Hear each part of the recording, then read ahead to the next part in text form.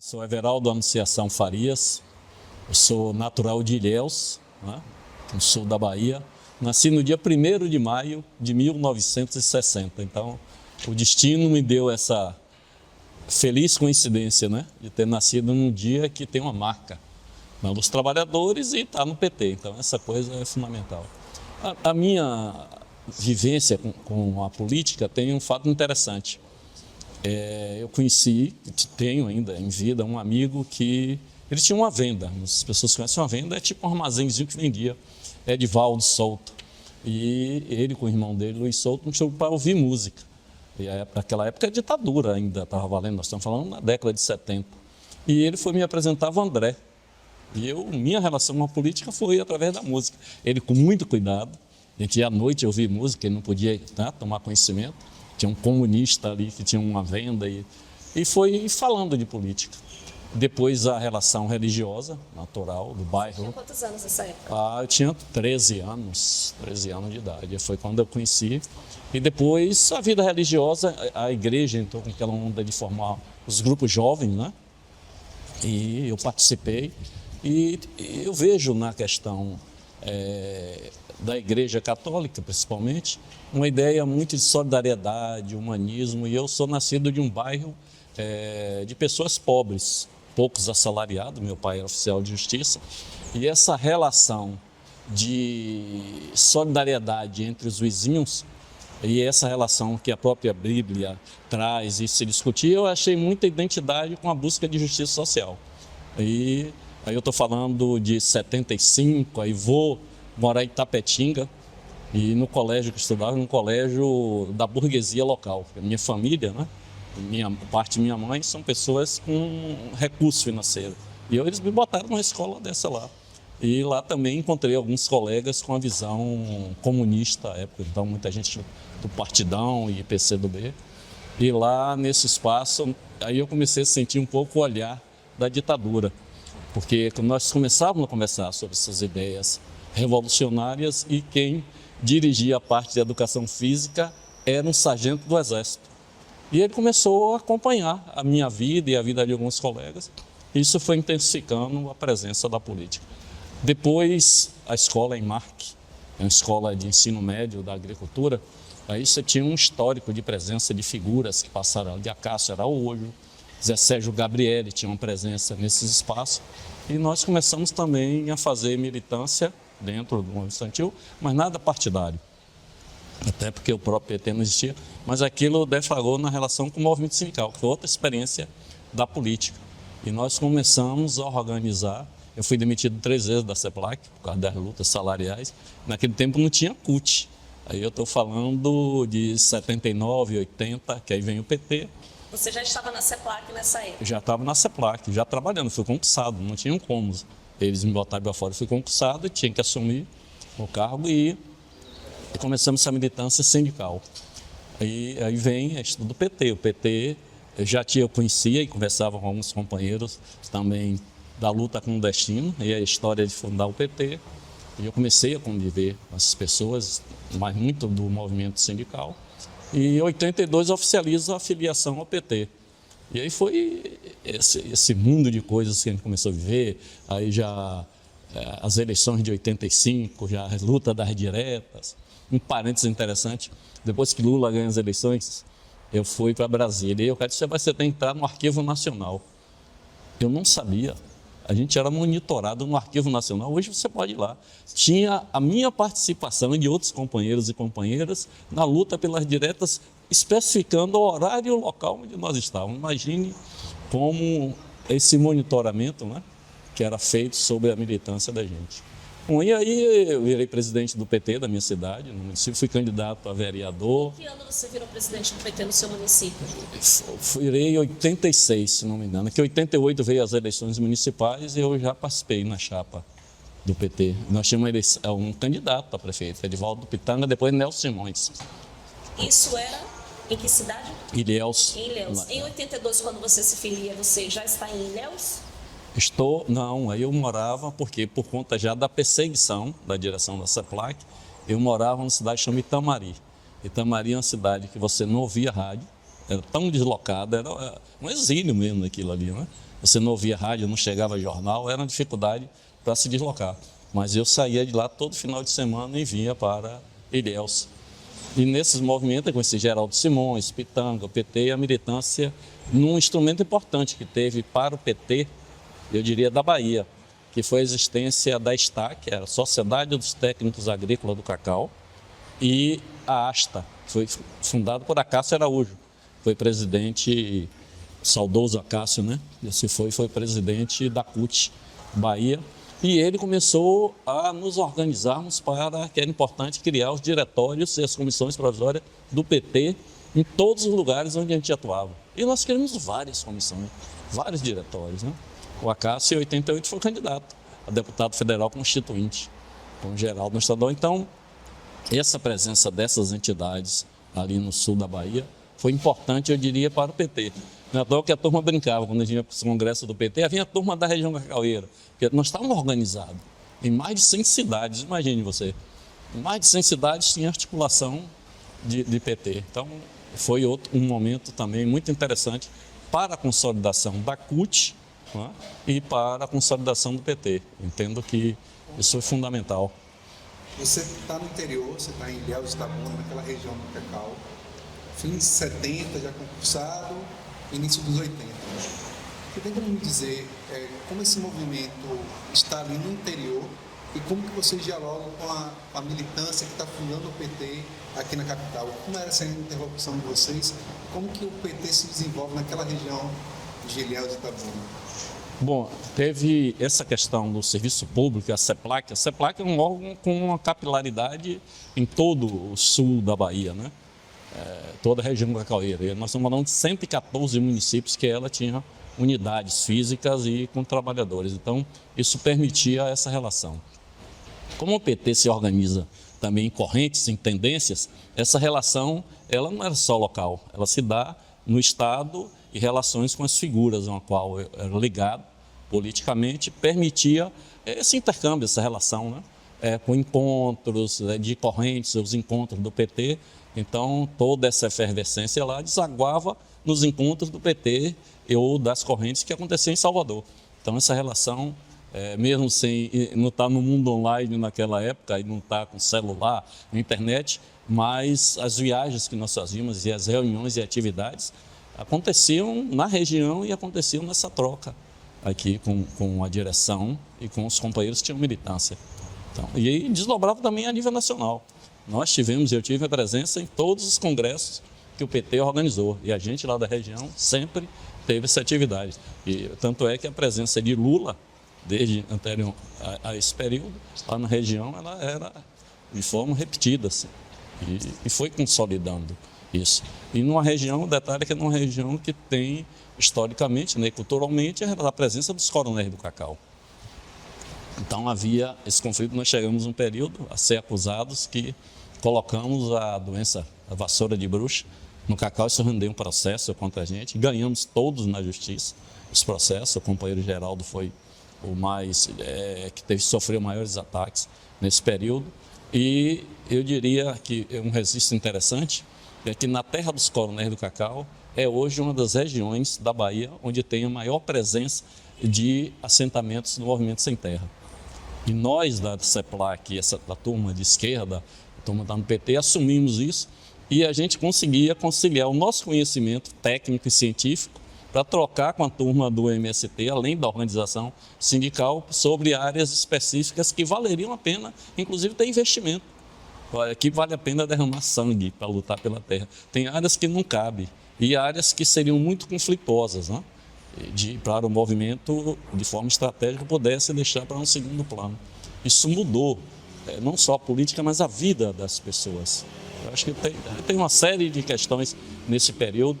Nós nos incorporamos, já em 87, a um projeto internacional, que chama Cadeia Internacional do Cacau, que ela é uma articulação desde os trabalhadores rurais, de quem planta na roça e limpa o cacau, até as organizações de consumidores de chocolate no mundo. E nós da CUT Cacaueira participamos disso e desenvolvemos algumas ações, uma campanha salarial. Imagina você, que essa realidade do cacau, que produzia bilhões de divisas para o país, as condições de vida eram indignas demais. As pessoas trabalhavam a semana e não tinham remunerado, né? Então, o trabalho, hoje quem está aí no 6x1 e o debate na região Cacaueira, a pessoa trabalhava até o sábado à tarde, imagine você, e não recebia o domingo, o dia de domingo não era remunerado. E essa campanha, em 89, o Jair Meneghelli era presidente da CUT, nós fizemos uma grande manifestação para mudar as condições de trabalho e salário na região Cacaueira. Então, eu diria que a presença do PT e da CUT foi fundamental para ter uma redução de danos nas condições de vida dos trabalhadores do cacau. Não que chegou a um nível adequado, mas foi assim uma mudança e a compreensão, aí com apoio já chegado do MST, de que era preciso também ter propriedade de terra. Quem produzia e se esforçava para que tinha direito a ter um pedaço de terra, porque também na região Cacaueira você via que muitos produtores eles não cuidavam, né, da produção como deveria. E a questão da reforma agrária lá foi dando condição de desenvolvimento. Então, essa é também um eixo importante. Você traz esse movimento sindical muito forte, que ainda não era CUT nesse período, né? Esse período pré-PT, de fundação ali do PT, e você traz essa aliança com a luta pela terra também. Você identifica algum outro movimento ali nessa fundação do PT, ou que vocês tinham de movimento social, era a luta pela terra e o movimento sindical?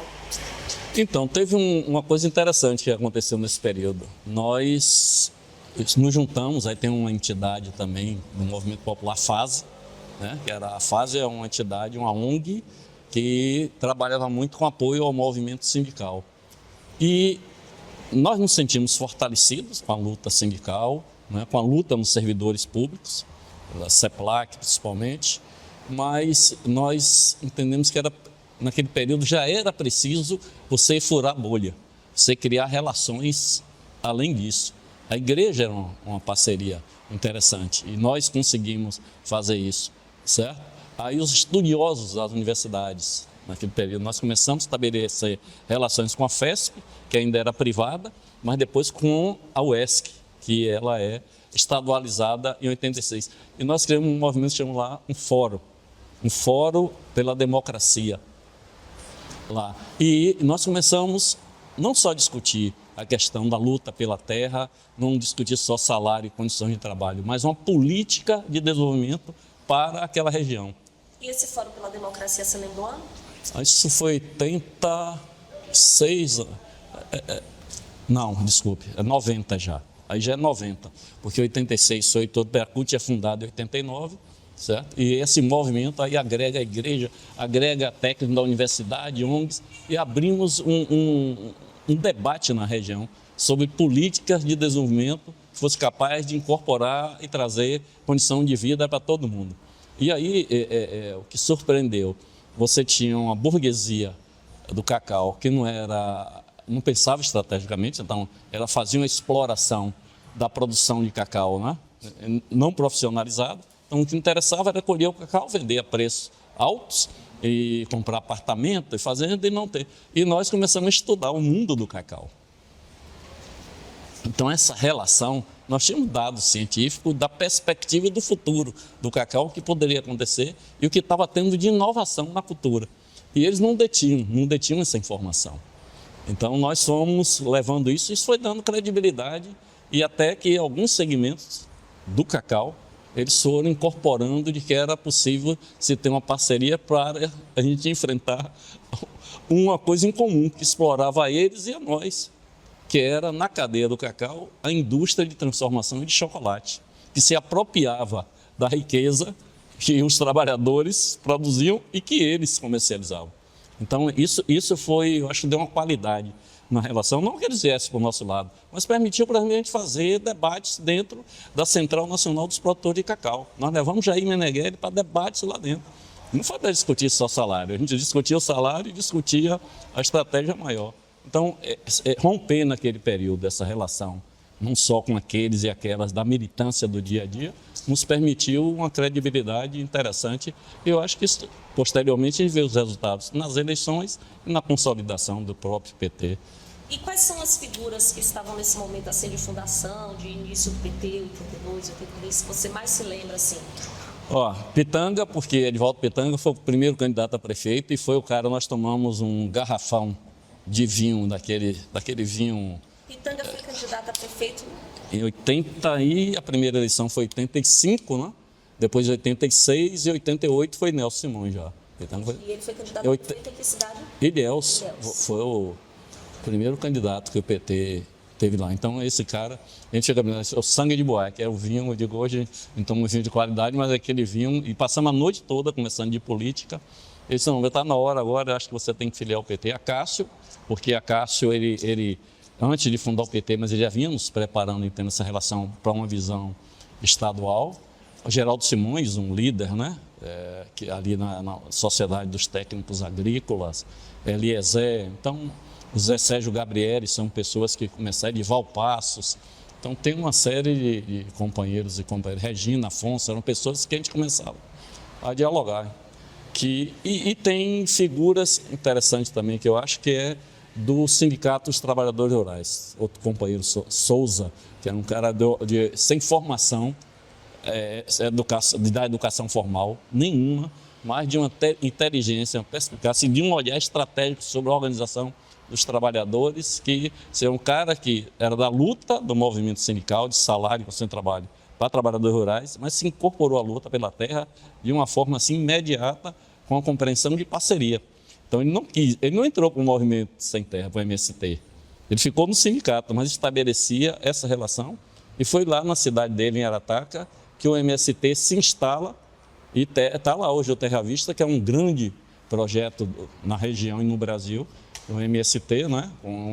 Hoje você tem uma faculdade de agronomia dentro do assentamento, você tem produção de cacau orgânico, então você tem uma série de projetos de produção de sementes, e eu citaria esse cara e tantos outras que a mente não foge, que teve essa relação extraordinária. Então a sabedoria do campo e o olhar e essa vontade, que estava também adormecida, eu diria assim, né? Em alguns companheiros que estavam na dificuldade da militância. E quando a gente consegue articular essas relações, essa coisa floresce com muita força. Eu acho que essas pessoas têm, assim, na história da região e do PT, da CUT, da mudança da condição de vida ali, um marco muito interessante. E fala um pouco para a gente, então, agora sobre quais foram as principais dificuldades assim, que você identifica desse período da fundação, da criação, dos anos iniciais do PT, e também as principais questões, assim, quais atividades de militância se faziam, enfim. Claro que hoje não, mas naquele período a vigilância e a tentativa de desarticular o movimento por parte da direção de órgãos e dos órgãos repressores era muito forte. Esse monitoramento e a tentativa do impedimento. Tanto é que a CEPLAC, que foi um marco, nós sofremos demissões constantes para que uma tentativa de desarticular aquele núcleo que estava irradiando a política ali. A estrutura sempre foi um problema, mas como você tinha na CEPLAC, o salário nosso era, de certa forma, melhor e tinham pessoas dispostas a isso, todo mundo tinha um carro na CEPLAC. Então, nós estamos falando de 15, 20 militantes com salário e condição e uma estrutura capaz de dar esse apoio. Então, foi menor isso. Mas a estrutura dentro do movimento sindical, certo? E a dificuldade de você conseguir fazer essa mobilização era intensa, até que você se agrega, como isso, com algumas entidades e alguns projetos internacionais. Nós tivemos uma relação com a FNV, a Federação Nacional de Alimentação da Holanda, foi outro parceiro muito importante para agregar essas lutas, né? E tinha uma coisa que eu acho que hoje eu sinto falta no PT, mas essa disponibilidade de você ir até onde as pessoas estão fazendo o seu dia a dia. De quem acumulou, de quem dirige, ter mais disposição de se deslocar e ouvir, não só levar a sua verdade, mas ouvir a verdade das pessoas. Então a gente fazia muito isso. Tinha para ouvir as pessoas, não ia para ditar regras a ninguém, mas de trocar informações e construir uma estratégia, que isso era muito forte. Então nós fazíamos reuniões semanais, ia andar. Teve um fato interessante, que em 90, e é 90 que o Collor assume, para você ter ideia, ele pegou toda a militância nossa, os que estavam diretamente e os próximos, e colocou em disponibilidade. Você recebia o salário, mas você não podia estar no seu local de trabalho. Quer dizer, ele pensou que estava prejudicando, de uma forma nos ajudou, porque a gente tinha um tempo livre com salário pago para fazer militância. Então nós criamos um movimento, depois eles nos demitiram quando perceberam que eles estavam pagando para a gente fazer militância. Então eu acho que essas coisas nos ajudaram a fazer. Tem algumas dificuldades, mas eu confesso que mesmo num mundo que hoje o presencial, não é? Ele não é tão recorrido, mas eu acho que a gente precisa ter um equilíbrio sobre o uso do virtual e do presencial, principalmente em regiões onde as pessoas dependem da presença, da relação física para construir, por segurança, por afeto, por solidariedade, essa nova caminhada, eu diria assim. Na fundação, pela sua fala que eu estava observando, você atribui esse desenvolvimento do PT no Estado ao movimento sindical diverso, há também a questão do campo, né? A Igreja Católica também, e mais o que você atribui? Então o PT acaba surgindo de uma forma muito diversa, que vai se aglutinando. Como você vê esse movimento? Eu acho que tem essa presença, né? Na década de 80 do movimento sindical, isso foi ganhando corpo. Na Bahia, ela nos grandes centros, o movimento sindical urbano, o movimento rural, como ele não tinha estrutura e as condições muito difíceis para se trabalhar, ele foi num processo mais lento, e aí o MST e a luta pela terra, ela ganha uma força. A igreja, porque a capilaridade da igreja e a concepção da teoria da libertação foi criando isso. Mas eu diria também que a existência, e aí um período começa a ter a presença de muitas ONGs, né? Elas começam a ter papel importante para discutir questões identitárias, mas questões também próprias de cultura, de economia. Eu acho que isso também ganha. E uma presença razoável, eu diria, de intelectuais.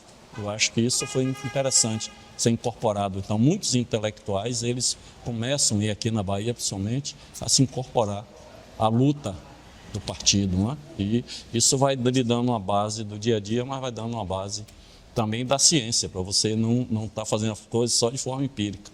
Eu acho que esse conjunto de coisas aí foi consolidando. Ela me trouxe um dado que na fundação do PT cerca de 80% a 85% era de gente muito nova. Você entrou no PT com 21 anos, oficialmente. Com 21, todo muito novinho. Também tinha militantes mais antigos, até que militaram em outros agrupamentos da luta armada. Sim. Chegavam também a compor essa fundação do PT aqui. Sim. E foi fundamental. O conhecimento, o nível de experiência desses companheiros não era um número do quantitativo, né, elevado, mas era de uma qualidade extraordinária, de pessoas que experimentaram a luta armada, que tinham e traziam suas teses, a gente discutia, mas que interessante, eles, vamos dizer, se renderam, né, mas eles se abriram a esse olhar que nós, mais jovens, tínhamos sobre a luta. Essa troca que ia se dando, ia dando a gente um norte melhor das relações políticas. Então, é a presença forte da juventude, mas com a presença qualitativa muito grande de pessoas que vivenciaram a luta e com os mesmos objetivos. Então, acho que isso também consolidou muito.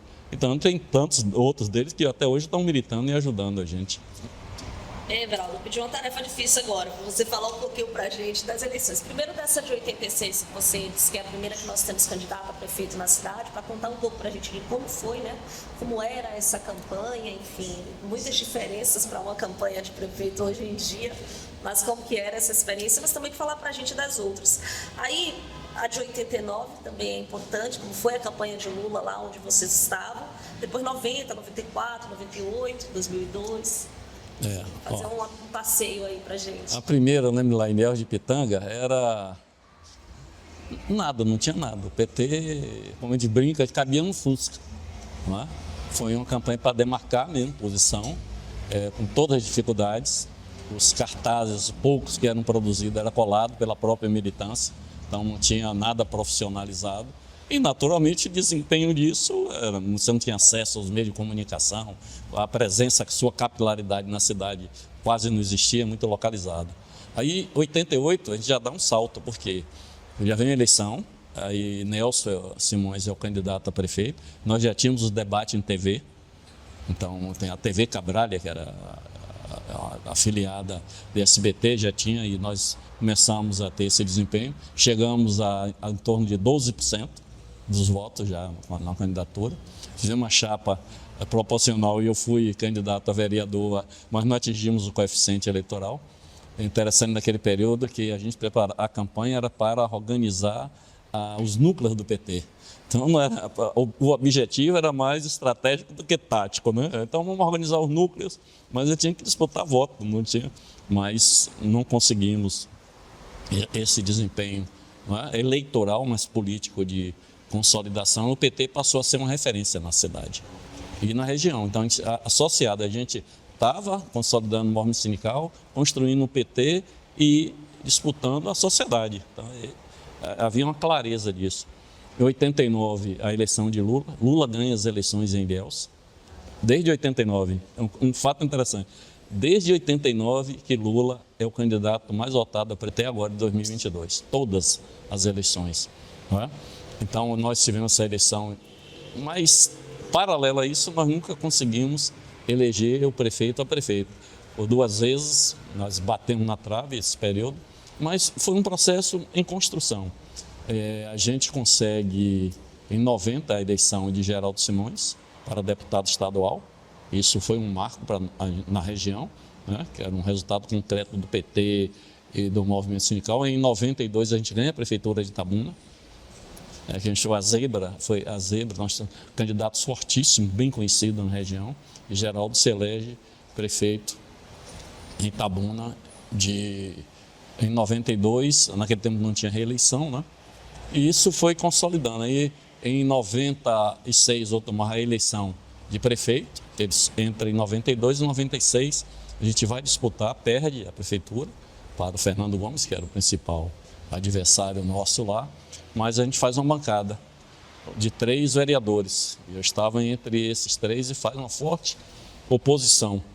Em 98, aí vem a discussão no PT da Bahia, que era participar das eleições majoritárias. Havia uma orientação nacional que o PT não tivesse candidato a governador na Bahia e que a gente já pudesse fazer uma aliança ali. E o que aconteceu? A decisão nossa foi, não tem. Como é que monta a chapa? E eu estava num processo preparando para ser candidato a deputado. A região estava com um mandato bom, com boa referência. A região tem um debate na região muito forte de representação regional. Mas aí veio o convite para ser o vice de Zezé. Eu participei da chapa majoritária. Era Zezé, o vereador de Salvador, eu, o vereador de Itabuna, vice, e Daniel, senador. Era a chapa dos vereadores, que o Correio da Bahia foi o ilustre desconhecido para compor a chapa do PT majoritária, que era eu vindo de Itabuna. Nós tivemos um debate interessante, porque além do resultado eleitoral termos ficado em segundo, Paulo Souto ganhou a eleição, mas nós somos segundo colocado. A tese nacional de que seria uma aliança aqui com o centro não prevaleceu, e já ali, naquela eleição nós conseguimos demarcar isso e levar um debate novo para a Bahia, que era a história da concentração da economia em Salvador e região metropolitana e das políticas públicas, que se voltavam sempre para o desenvolvimento daqui. E nós abrimos esse debate nas caminhadas com muita dificuldade, mas isso eu acho que foi provocando, né, uma consciência no povo baiano, e o resultado está aí agora, já com 18 anos governando a Bahia, e eu penso que essas eleições que nós tivemos até o governo da Bahia e posteriormente a eleição de Lula, né, esse histórico, não foi uma coisa do acaso, foi um processo que foi construído em cada região, nos movimentos sociais, principalmente. Na década de 80, são 2 perguntas, na verdade. Você tocou aí, muito da autonomia dessa militância, como que são esses recursos para essas campanhas, né? São todos, o partido está começando a surgir, então, tanto a nível nacional quanto a nível local. É uma pergunta sobre isso. E na década de 80 surgem as primeiras prefeituras. Depois você também vai fazer bancada de vereadores. Você acha que é um movimento, esse crescimento é um movimento de fora, do interior para a capital, ou se sai da capital e vai se expandindo? Ou você acha que é homogêneo em toda a Bahia? Como você avalia esse crescimento do partido no Estado? Se a gente pegar o resultado eleitoral, ele acontece, a primeira prefeitura que a gente ganha é Jaguaquara. É de Paulo Afonso, que era uma área de segurança, né, que tem uma eleição. Então, não foi no centro político do Estado.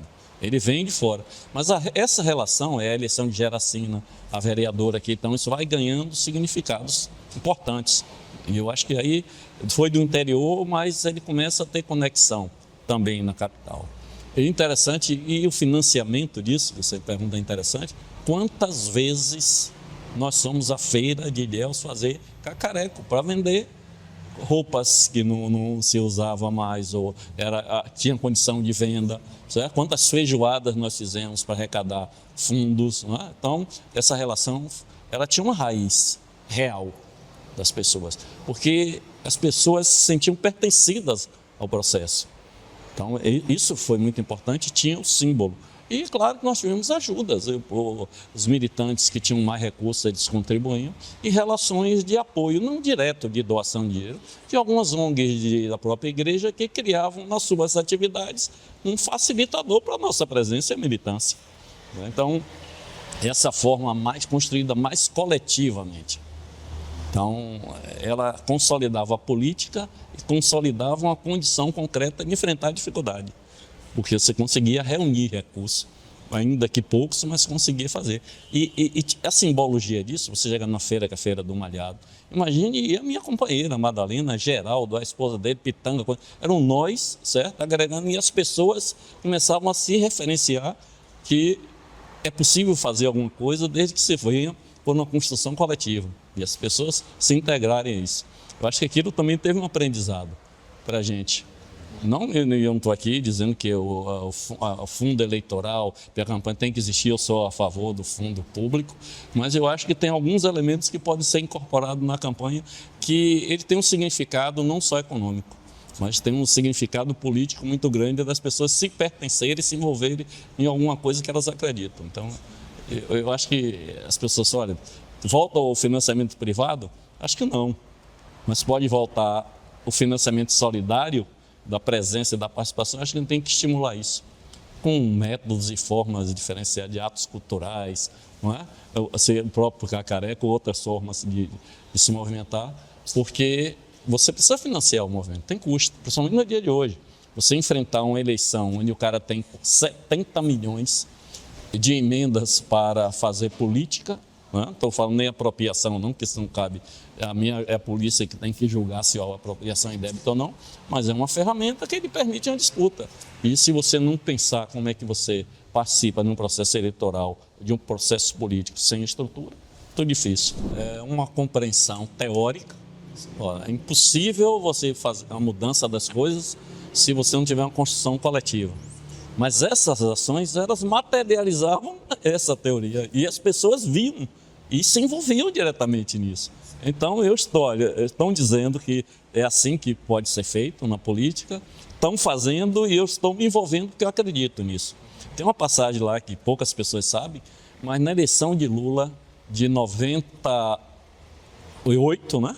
É a primeira eleição, de 89, nós doamos um dia de salário de nós funcionários da CEPLAC para a campanha de Lula. E as pessoas, foi uma confusão dentro da estrutura do governo federal, porque nós fizemos uma assembleia, a assembleia aprovou a doação de um dia de salário, nós fizemos toda a documentação, o dinheiro foi descontado, a pessoa autorizava a debitar no meu salário, o dinheiro foi creditado na conta da Associação de Funcionários da CEPLAC, que nós já tínhamos ganho a eleição, e nós viemos na Praça Castro Alves e entregamos a Lula o cheque. Foi a maior contribuição de uma campanha que ele teve. E um elemento interessante nisso é que, quando o Lula foi visitar a CEPLAC, a direção do CEPLAC não permitiu que ele entrasse.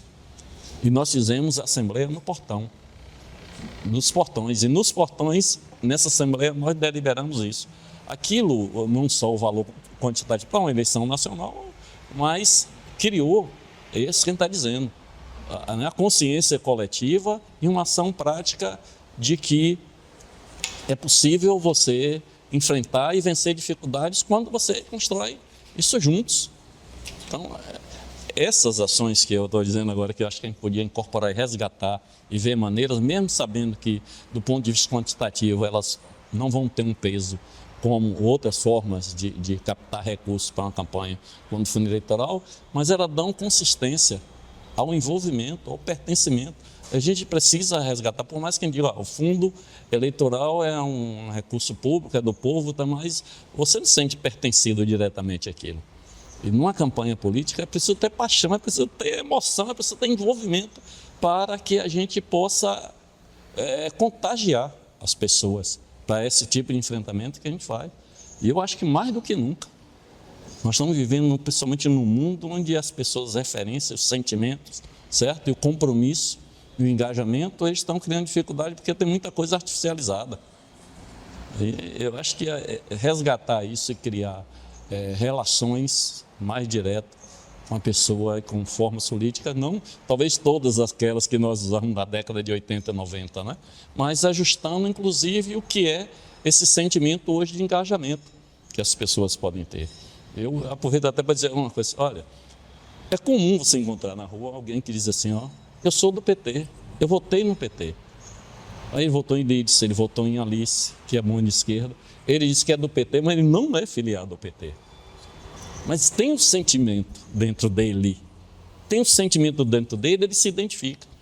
E eu acho que essas campanhas, mais pensar alguma coisa no PT, que permita a ele essa relação, de dar a ele essa autoridade de se sentir do PT, de ser crítico ao PT, certo? E se envolver na política, mas de uma forma que eu diria assim, mais humana e mais fraterna do que os moldes tradicionais que a gente faz. Olha, para você ir do PT, para nós, hoje, é só quem é filiado. Bom, segundo, que você tem importância se você pertencer a uma corrente política dentro do partido. Senão você já está fora daquela bolha interna, né? Eu acho que a gente tem que repensar isso. Essa relação orgânica que a gente criou para o mundo que a gente vive hoje não se aplica. Não é que abandone, não. Eu digo assim, ó, eu sou favorável que a gente crie uma rede da sociedade petista. Quem é a sociedade petista? Esse cara que se identifica, que se diz do PT, ou que se diz que é socialista, sem nem saber o que é socialismo, que se diz que é humanista, sem nem entender muito o que é humanista, mas ele respeita as pessoas, ele respeita a democracia. Entendeu? Esse tipo de relação que nós temos que entender e como envolver. E eu digo, eu acho que tem experiências da década de 80, 90 que pode ser aprimorada, e tem relações, e para mim o caminho é ouvir. Se a gente começar a ouvir mais a nossa turma, conversar mais, a gente vai descobrir tanta coisa, principalmente na juventude, que não tem nada com a velocidade, com o mundo online, mas que também precisa incorporar alguns conceitos e valores, não é? Do que é essa busca de uma sociedade justa, igual e fraterna, que vão ter que se debruçar sobre isso.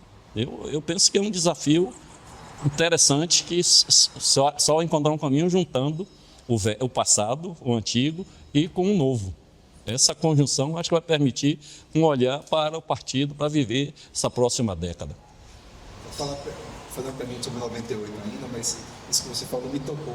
Se você puder falar sobre como foi construída essa chapa, porque a princípio havia uma vontade sua de até ir para a Assembleia Legislativa, porque não tinha deputado, tinha nacional, mas não tinha federal, mas não tinha estadual. Assim, como é a construção dessa chapa, essas discussões internas, e como que o partido, em 98 especificamente, vai discutir com o nacional e falar, não, a gente precisa ter uma chapa nossa. E aí, se puder ter outros exemplos do passado, se é que houve, de disputas nesse sentido, de uma orientação, tanto no sentido nacional e estadual, quanto de estadual para os municípios, que você está numa ponta aqui no município. Então, para a gente entender também um pouco dessa estrutura do partido aqui no estado, né? Essas autonomias. O PT tem uma coisa interessante que não é um partido stalinista, né? Então é um partido de massa, realmente. É um partido que tem autonomia. Claro que cada vez que você vai conquistando o poder central, o governo do estado e reelegendo, isso vai lhe criando um estreitamento não do exercício da democracia, né, mas do que ela lhe impõe. O que eu acho que 98 tem uma presença forte na decisão é que no PT, a dificuldade que nós tivemos em 89, que nós tivemos em 92, né, 96, nos leva a começar a pensar em política de aliança. Então, a gente ia, batia na trave e voltava. Então, eu tenho que alguma coisa aí. E esse debate começa a tomar conta do partido.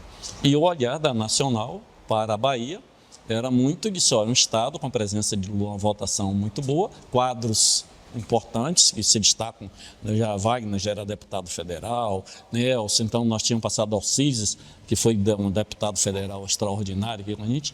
Então, um Estado importante pode ser uma porta de se relacionar com o centro, que na Bahia era Jutaí, o próprio João Duval, então tinham figuras da política do centro aqui que tinham proximidade na relação política nacional. Então, criar esse ambiente foi um olhar. E nós o que é que fizemos? Como nós tínhamos saído da eleição em Itabuna. Nós tínhamos uma administração, nós perdemos a sucessão lá, porque não tinha reeleição, mas Geraldo saiu com 80% de aprovação. Então tinha uma presença, nós saímos com a bancada de vereadores, havia crescido essa relação. E com um olhar estratégico nosso era que, parece sem bola de cristal, mas que o Nordeste e a Bahia já eram referência da política. Não é? Então nós não poderíamos abrir mão daquilo que estava tão crescente, estava se consolidando, para ser a porta de entrada da política de aliança do PT no Brasil. Então foi um olhar desse que deu certo. Está bem que deu certo, né? Que foi consolidando. Em 2002 Wagner vai para as eleições, em 2006 a resistência. Até 98 esse processo não era forte no PT. E você começar a ter orientações nacionais para que a política de aliança ou essa relação começasse a se estabelecer. Porque ela não acontecia de fato dentro do PT, mas já em 98 já tem esse despertar. Não é à toa, se você vai para 2002, que a aliança é Lula e Zé de Alencar. E a gente teve disputa interna no PT, Suplicy e Lula, para indicação. Então, é que é um partido que tem autonomia, um partido democrático. Nós vamos votar quem seria o candidato, seria Lula ou seria Suplicy. E havia esse debate no PT de fazer aliança com um empresário ou não. Então você vê que era um projeto que estava em andamento e nós resistimos na Bahia. É isso. Não porque era contra nenhuma relação com essas figuras de centro na Bahia, mas porque a gente via e enxergava que o que nós estávamos construindo tinha uma perspectiva real para frente, né, de ser governo. Que era o debate, olha, a gente está com um movimento sindical bem avançado, a gente está com uma presença crescente na Bahia, mas a gente tem que chegar ao governo do Estado. Senão essas políticas e as bandeiras que nós estamos levantando, elas não vão encontrar a condição real de se aplicar. É como foi para a presidência da República. Então, foi isso que nos fez se posicionar em 98, por uma candidatura própria. Eu tive prazer extraordinário. Foi uma coisa até para mim, pessoalmente, porque comecei a andar mais pela Bahia. Esse estado é uma nação, são o que é o sertão, o que é o litoral, o que é a caatinga, é muito diferenciado o que tem. Então, conhecer essa vida real nos permitiu, e foi uma chapa que caminhou muito. E o PT teve muito presente na campanha. E muito presente. E o envolvimento do diretório das instâncias municipais foi muito forte. Era direto, não era como a gente tem hoje nas relações de campanha, né, que é muito direcionada à presença dos parlamentares, e uma coisa muito superficial. Não era relação direta, de caminhada cotidiana e construção cotidiana. Aquilo era a busca do voto e o fortalecimento do partido no local. Então, eu acho que isso foi dando esse lastro para a gente chegar onde chegamos hoje.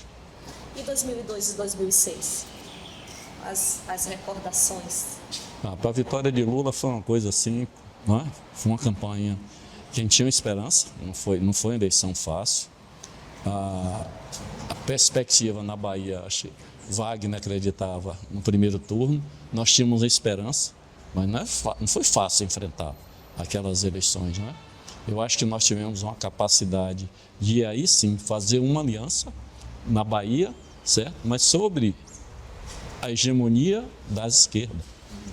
Então, nós fizemos, eu lembro que quando nós fomos fazer um encontro para decidir, faltando ali 5 minutos, tinha uma dúvida se o PTB participa ou não participa, e nós fomos a maioria de participar, aquela aliança feita. porque era sob a hegemonia do PT, da esquerda, a eleição. Então, isso ganhou uma força muito grande. A eleição não teve resultado no Estado em 2002, naquela primeira de Wagner, que Nilza, que era vereadora em Barreiras, foi candidata de vice, mas ela consolidou, e a eleição de Lula, que acontece em 2002, já encontra um ambiente aqui para essa política de aliança que a gente vinha construindo, para o Estado ela se consolidar e matar uma eleição no primeiro turno. Então, nós tivemos uma alegria nacional de ter Lula, e o primeiro, aquele governo de Lula de 2000 a 2006, eu da CEPLAC, é um revés interessante, né? Eu fui demitido, perseguido lá dentro, passo para a direção nacional da empresa. Então, as pessoas se sentiram pertencidas. Não era a minha presença ali individual que resolveu, mas estava aquele significado do dia de contribuição, da luta pela instituição. Essas coisas foram consolidando, e aqui na Bahia o significado foi isso, foi no envolvimento na campanha de Wagner para 2006, que eles não acreditavam que nós ganharíamos as eleições, e nós ganhamos em 2006. Tem um aprendizado para mim que eu acho que tem que ter, é que naturalmente o processo contínuo de governo leva um desgaste. E você precisa se reinventar nesse processo, né? Eles não se reinventaram. A política que vem não só do autoritarismo do velho ACM, mas com Paulo Souto e César Borges, era da concentração e do olhar para a região metropolitana. A Bahia não se desenvolveu por igual. Aí você pega os dados de hoje, você ter policlínica em todos os territórios de identidade, você ter esse investimento em hospital, você ter uma política de tempo integral, esses caras não pensam isso. Não é. Então, eles cansaram. Nós, eu acho que ainda que estão inovando, mas tem algumas questões que a gente precisa conhecer mais profundamente nos territórios para que essa política que a gente iniciou há 18 anos na Bahia, e eu diria que ela é insuficiente ainda para fazer as correções das desigualdades que existem no Estado, que são muito grandes. Então, a continuidade não é pela continuidade, mas de uma política que possa resgatar. Mas temos que compreender também que as pessoas naturalmente sentem vontade de alternância de poder. A democracia tem isso, né? Esse é um desafio, um aprendizado e um desafio somente para a gente viver em 2026. Você falou das demissões na CEPLAC depois do momento em que você dirige a CEPLAC já no governo Lula. Mas teve um período também entre 90 e 95 que você foi presidente da CUT por 2 mandatos. Então, vocês participam também da fundação da CUT, fundam o PT, depois participam da fundação da CUT. Nesse período você chega à presidência da CUT. Nesse período você, na CEPLAC, você ainda estava na CEPLAC ou você já tinha passado por esse movimento de violência política da direção? Então, a gente funda a CUT, chama CUT Cacaueira, em 89. O congresso que funda é uma semana após a posse de Collor. E Gabriele foi até fazer, ele lança aquele pacote, lembra? Congelou a poupança, e Gabriele fez uma análise para a gente, é interessante. O que acontece? A escola assume, não é? E nos coloca em disponibilidade. Aí ele terminou patrocinando a minha militância na CUT, porque eu entro em disponibilidade, não é? E fico liberado, com salário, mas sem poder trabalhar. E aí foi uma dedicação de tempo integral à CUT. E a CUT é uma ferramenta importante, eu acho, na consolidação do processo de democracia no Brasil. Claro que foi muito voltado para salários e condições de trabalho, mas a massa salarial no Brasil é muito grande, e na região acho que a gente teve a sorte, porque nós nos voltamos para a área do serviço público. Porque você vai para o interior da Bahia, não tem indústria. Né? Você tem um comércio em alguns centros, né? Na maioria são pessoas que estão no serviço público. Então, terminou casando aí a presença na CUT dos servidores públicos. Isso foi interessante, porque aí não tinham só o NAR da CEPLAC, mas tinham os professores, principalmente ali que criavam um volume, e que foi muito interessante. Então, a gente consolidou o PT, consolidou a CUT, porque também aconteceu nesse caminhar essa boa interferência do governo, que foi a disponibilidade para que a gente pudesse estar militando. Então, esse período de 90 ainda havia muito, por mais que a gente está já no período democrático, mas havia muita perseguição a dirigentes sindicais, né? Você não conseguia. Eu lembro que a gente fez um movimento na Cargill, uma multinacional, Nós trouxemos sindicalistas da Holanda para vir negociar, porque eles estavam demitindo trabalhadores que estavam no sindicato fazendo campanha salarial. Então, esse período aí da CUT, que foi de 89, eu fui presidente de 2 mandatos lá, e tinha uma relação muito... Quando o PCdoB, né, que era representado pela corrente sindical classista também, nesse período se incorpora a CUT, que hoje é a CTB, depois desvincula, mas nesse período, na década de 90, há esse passo importante. Quem tinha outra intervenção no movimento sindical era o PCdoB, com a corrente sindical classista. E eles tomam uma decisão de se incorporar à CUT, e eu acho que foi muito importante para aquele momento, para as esquerdas e para o movimento político, que esse fato tivesse ocorrido. Depois se consolida a CUT, eles saem e criam a CTB. São marcos também que eu acho muito interessante, e é interessante também que pipoca da CUT várias candidaturas, né? De sindicalistas a vereador, vereadora, prefeito, dali sai da fundação da CUT muita coisa que vai para o mundo da política partidária. Então, aí a gente está já, de fato, caminhando aqui para o final. Duas coisas. Uma, para você dizer para a gente desse programa do PT nos anos iniciais, 80, 90, até a gente chegar no governo. O que você acha que tinha de mais forte, assim, do programa petista para a sociedade? E o que você acha que o PT mudou na sociedade baiana? O que a construção do PT, consolidação, mudou de fato na sociedade baiana? O que é que demarcou a criação do PT, que era a luta daquele período forte, democracia? A democracia era um marco, a gente está saindo da ditadura, ainda se consolidando na busca. Aí a luta, a presença do PT pelas diretas, do Lula direto, não é? Envolvido à frente daquilo, eu acho que isso foi um marco. E era isso que marcava. E um posicionamento muito forte de que lado o PT estava e para quem o PT estava voltado. Muito fortemente pela influência sindical, de que era do salário e melhoria da condição de trabalho, certo? Mas também fortemente um olhar para as pessoas pobres, de melhoria de respeito às condições de vida disso. Então, acho que isso demarcou. À medida que a gente vai ganhando prefeitura, a gente vai consolidando, de fato, a nossa relação com políticas públicas que mudam a condição de vida das pessoas. Só um dado para você entender, quando a gente ganha a prefeitura em 92, Itabuna tinha 25 mil crianças fora da escola. Isso era em torno de 60% das crianças com idade escolar fora. E Geraldo Filme, o que é que não fazia? Ele foi atrás de igreja, foi atrás de boteco, de bar, para transformar em sala de aula, botar, mas não só a sala de aula, mas a política da merenda. Mas os meninos estão saindo da escola, tem que ter programa, zerando a repetência, então uma série de políticas que vai consolidando. E aí o PT, ele vai trazendo políticas públicas, eu acho que é isso que começa a incorporar fortemente aos nossos programas de governo. Tem uma coisa muito forte da política que a gente eu acho que tem que resgatar, certo? Orçamento participativo. Quer dizer, o PT traz com isso, e nós fizemos isso em Itabuna. E as pessoas participarem e dizer que precisa, você tem sua estratégia de governo, mas o envolvimento, é o pertencimento, isso é extraordinário. Nós rodamos a cidade, várias cidades do PT, é conhecido isso hoje. Orçamento participativo e, claro, a dinâmica da sociedade, da governança vai ajustando, mas essa questão do envolvimento das pessoas é fundamental para que o PT se consolide nessa referência. Como você faz um programa desse a nível nacional, acho que agora no governo Lula foi interessante a Secretaria-Geral ter criado as plenárias, né, de estar debatendo os PPAs aqui na Bahia também, então tem ferramentas que precisam serem mais fortalecidas para essa coisa da participação popular. Acho que essas políticas, a rotina e a máquina está nos moendo para uma postura, certo, que favorece muito a burocracia de governo, mas nos afasta muito da relação com a sociedade. Encontrar um equilíbrio dessa relação, eu acho que é fundamental e precisa. E tem questões novas na sociedade que precisam ser incorporadas fortemente aos programas de governo e à organização partidária.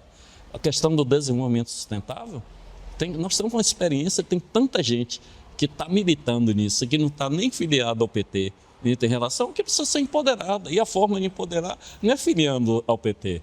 E aí a fundação, para mim, é uma ferramenta que o PT tem demonstrado a preocupação disso, de ser um centro de formulação com a participação de dirigentes, que acho que ainda precisa encostar além dos dirigentes, mas na sociedade civil que não se identifica partidariamente, mas se identifica do ponto de vista ideológico com essa construção que nós temos. Então, a gente vive numa fase, eu acho que termina que tem uma convergência para quem prega o bem. Parece uma coisa assim muito religiosa, né? Estamos sempre no futuro e vai vendo. Não, tá uma convergência. O que a gente tem feito, o PT, pela sociedade brasileira, é uma coisa tão extraordinária, é uma coisa tão de boa fé e de tão vontade, encantado, os deuses podem explicar, mas eu acho que tem uma energia. Agora a gente tem que saber pegar essa energia aí e consolidar para o momento que a gente vive, sem perder princípio. O PT nasceu para ser e tem que ser um partido de esquerda. O PT não pode se confundir nunca com a política de centro e de direita, porque elas são contraditórias ao que a gente prega, não. Isso é contraditório ao ser humano. Não é possível que alguém queira lutar e se dedicar à sua vida para não ver o outro ser humano se desenvolver e ter qualidade de vida. Isso é contraditório, então nós nunca podemos nos aproximar, mas para chegar a isso, é preciso a gente fazer aliança, porque tem gente, eu acredito, no centro, assim, que tem esse sentimento, mas precisa ser empurrado, estimulado para que isso consolide. E como tem uma extrema-direita que não tem salvação dita, talvez de uma forma assim, muito irônica, mas não tem. Então, com esses aí, nem pensar. Não tem relação. Tem convivência, que a democracia permite isso, mas relação de parceria, de aliança, nem pensar. Mas eu acho que a gente tem que fazer uma coisa que parece assim, que é panfletário, mas é o que a gente chama é a relação com o movimento social, é a relação com as pessoas, compreendendo que o movimento social hoje não é o mesmo movimento social da década de 80, que ela se organiza de outras formas e que as pessoas estão buscando outras formas de organização. É só a gente ver, grupo de WhatsApp são os novos núcleos de organização, que a gente poderia chamar assim, partidárias ou de qualquer organização. As pessoas se organizam de outra forma, mas ali é uma forma de organização. Como é que a gente vai tratar isso? Primeiro, o princípio da democracia, do respeito e do direito. Segundo, de ouvir e entender a nova lógica que está construída na cabeça das pessoas. E participar disso, eu acho que a gente tem que construir uma consciência crítica. Ajudar as pessoas, porque aí quando você chegar nesse estágio, quando você chega nisso aí, você não tem risco de fake news, você não tem risco de direcionamento, você não tem risco que o autoritarismo tome conta. Porque as pessoas não têm a capacidade própria de fazer esse raciocínio e eu acho que ela só atinge isso se também tiver uma condição econômica, social, educacional capaz de lhe dar essa autonomia. Não vamos pedir autonomia das pessoas pensar e ter consciência política, acordando se sabe se vai tomar café, se vai almoçar, se vai jantar, se vai ter acesso à escola, à saúde, a um bom transporte. Então, essas coisas ditas materiais são fundamentais para o desenvolvimento intelectual. Porque assim no mundo, a parte do mundo que se desenvolveu sem ter esses instrumentos à disposição do ser humano. Então, eu acho que a gente tem que enfrentar fortemente esse papo que está o mercado de dizer que vai desequilíbrio. Não, desequilíbrio é você não tratar o ser humano na condição de ser humano e na capacidade dele de produzir. De achar que essa coisa você tem que trabalhar 48 horas, 60 horas. O mundo está mostrando que não tem essa situação. Então, eles têm que aprender, nós vamos ter que aprender algumas coisas, se relacionar nesse mundo moderno. Mas eu acredito que o PT tem que passar por uma transição. Não é só questão geracional, é fundamental. A gente não pode ter um PT nos anos 2024 comandado ou dirigido por gente acima de 60 anos de idade. Isso não é legal para o próprio desenvolvimento do partido e das pessoas, a dedicação.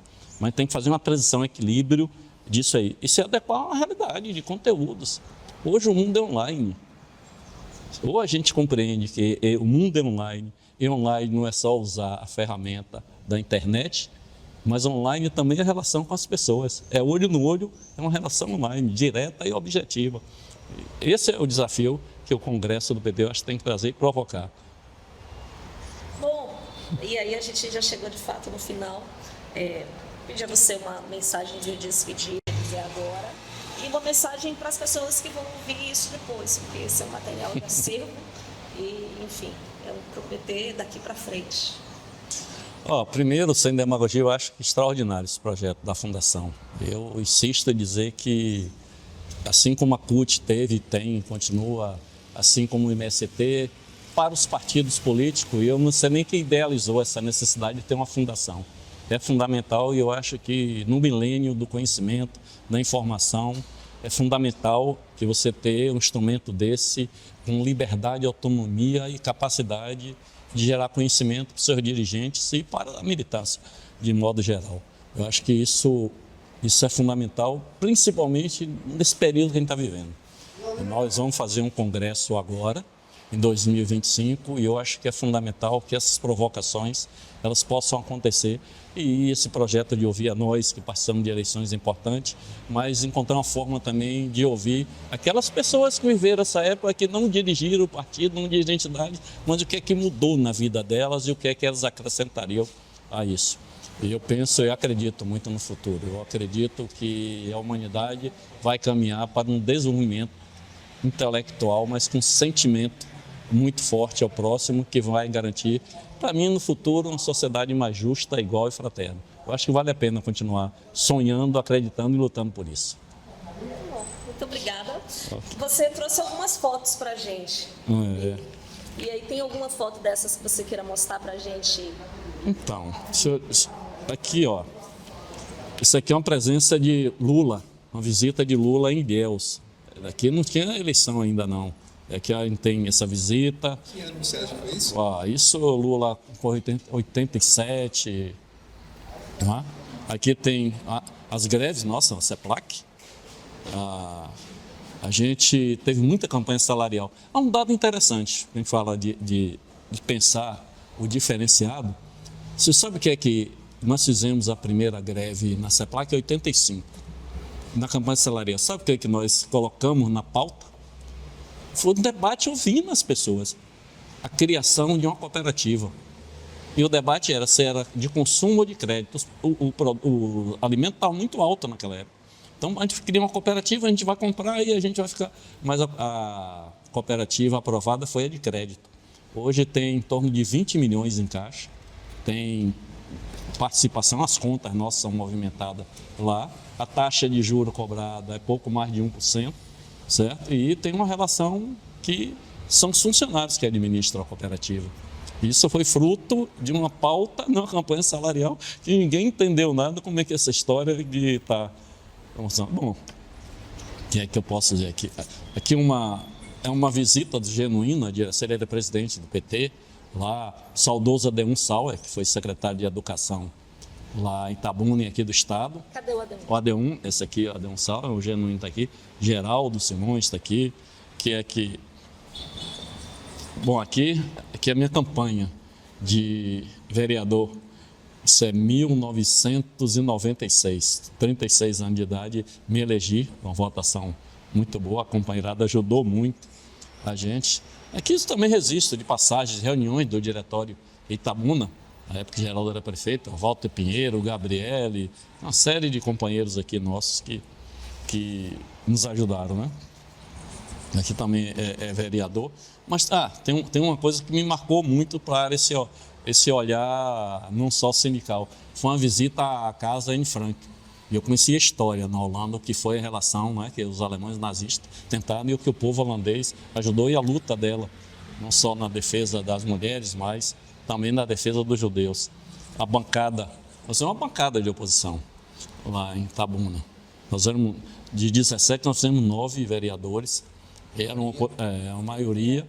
Claro que depois houve um processo de cooptação de alguns, natural, mas nós mantivemos o mínimo e demos trabalho e ganhamos as eleições seguintes por essa oposição.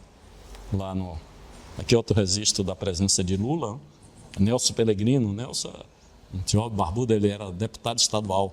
Nelson se elegeu deputado estadual em 86, junto com o Edival Passos. Essa foto você acha que é de quando? Essa foto é de 87. Na época ele era deputado e o Lula, foi naquela visita que Lula fez lá com... Tinha uma foto que eu ia mostrar a você, eu participei de uma greve geral na Holanda. Deixa eu ver se ela está por aqui. O que é que aconteceu? Eles fizeram uma greve, foi um movimento bem diferenciado. Então, como é que funciona a greve lá? O dirigente sindical, ele vai na empresa e diz, olha, nós vamos paralisar às 15 horas e distribui camisa. E quem quer aderir à greve, veste a camisa, que é essa aqui, essa camisa branca. E ele disse, sim, mas amor, como é que vamos? Calma, fica aí na porta, aguarde. E eles saem todos de dentro da indústria e vêm para a porta e há uma concentração ali natural. Diferente da gente, não tinha piquete, né? Que faz o piquete para você não aderir ao trabalho. Não, ele entra e é convidado a se retirar. Então, são coisas aqui que contam um pouco da história nossa. As greves, né? Lá com essa greve, eu acho que mostrei já essa foto, mas é bem emblemática. É o Geraldo Simões num carro aqui, em cima de um carro, a gente fazia isso, porque a direção não permitia que a gente cessasse, aí fazia na porta. Eram assembleias com 2.000, 3.000 pessoas. A CEPLAC tinha 4.500 servidores. E essa assim, adesão é coisa assim bem... Mas é isso.